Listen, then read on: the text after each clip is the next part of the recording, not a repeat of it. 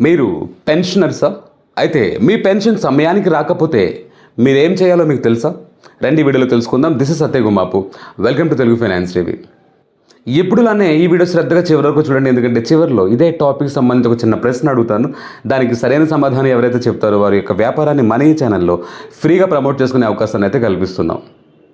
ఇప్పుడు మనం ఒక విషయం ముందుగా తెలుసుకోవాలి. అదేంటంటే పెన్షన్ చాలామందికి డైరెక్ట్గా వస్తుంది. అంటే డైరెక్ట్గా అంటే ఉదాహరణకి ఒక డిఫెన్స్ చూసుకుందాం. మనం డిఫెన్స్లో చూస్తే స్పర్శ్ అనే ఒక సిస్టమ్ మొదలైంది. దాని ద్వారా పీసీడీఏ వారు, అంటే వారి యొక్క పెన్షన్ డిస్పర్సింగ్ ఏజెన్సీ ఎవరైతే ఉన్నారో వారు డైరెక్ట్లీ వీరి బ్యాంక్ అకౌంట్స్కి పెన్షన్ అనేది ట్రాన్స్ఫర్ చేస్తున్నారు.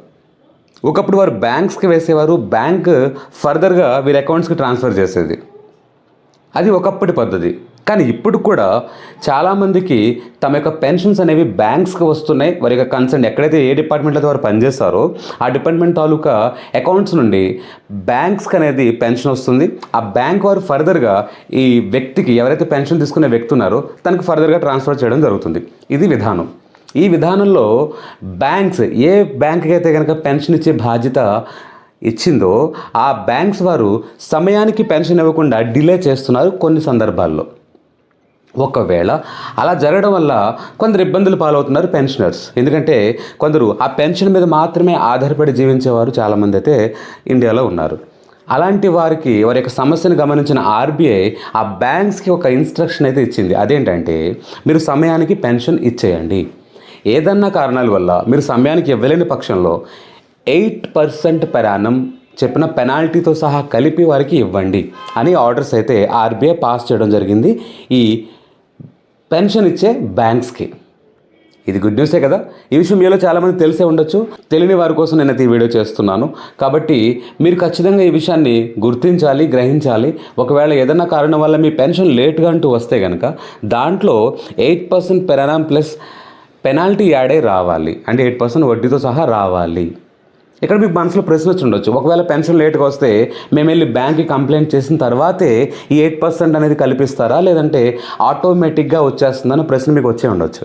ఖచ్చితంగా దీనికి మీరు ఏం చేయాల్సిన అవసరం లేదు. ఒకవేళ పెన్షన్ లేట్గా అంటూ వస్తే కనుక మీకు రావాల్సింది కంటే ఆ 8% కలిపి రావాలి. అది మీరు క్యాల్కులేట్ చేసుకోండి. అది ఆటోమేటిక్గా వాళ్ళు ఇవ్వాలి. మీరు ఎటువంటి క్లెయిమ్ కానీ, ఎటువంటి అప్లికేషన్ కానీ, పర్సనల్గా వెళ్ళి కలవడం కానీ ఏం చేయాల్సిన అవసరం లేదు. ఆర్బీఐ వాళ్ళు క్లియర్గా చెప్పింది, ఆటోమేటిక్గా పెన్షన్లో ఈ 8% పెనాల్టీ కలిపి ఇచ్చేసేయండి అని చెప్పి. ఒకవేళ మీకు అలా జరగని పక్షంలో మీరు వెళ్ళి కంప్లైంట్ చేయొచ్చు. ఆ మేనేజర్ని కలవచ్చు. అక్కడ మీరు ఒక ఇష్యూ రేస్ చేసి గ్రీవెన్సెల్లో మీ కంప్లైంట్ అయితే ఇవ్వచ్చు.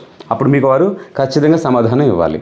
ఈ వీడియో చూస్తున్న వారిలో బహుశా అందరూ పెన్షనర్స్ ఉండకపోవచ్చు. కానీ మీ ఫ్యామిలీ సర్కిల్లోనో, ఫ్రెండ్ సర్కిల్లోనో ఎక్కడైనా ఎవరైనా పెన్షనర్స్ ఉంటే కనుక ఈ విషయాన్ని వారికి చెప్పి వారిని అప్డేట్ చేయండి. వారికి మీరు సహాయం చేసిన వారు అవుతారు. ఓకే గైస్, ఈ ఇన్ఫర్మేషన్ మీకు అర్థమైందని భావిస్తున్నాను. అర్థమైతే ఒక చిన్న ప్రశ్న అడుగుతాను. ప్రశ్న ఏంటంటే, ఒకవేళ మీకు రావాల్సిన పెన్షన్ సమయానికి కాకుండా లేట్గా వస్తే బ్యాంక్స్ మీకు ఎంత పర్సెంటేజ్ పెనాల్టీ కట్టాలి? కరెక్ట్ ఆన్సర్ ఏంటో కామెంట్లో తెలియపరచండి. ఇలాంటి మరెన్నో వాల్యుబుల్ అండ్ ఆథెంటిక్ ఇన్ఫర్మేషన్స్ కోసం stay tune to Telugu finance TV. Signing off, Satyakumar.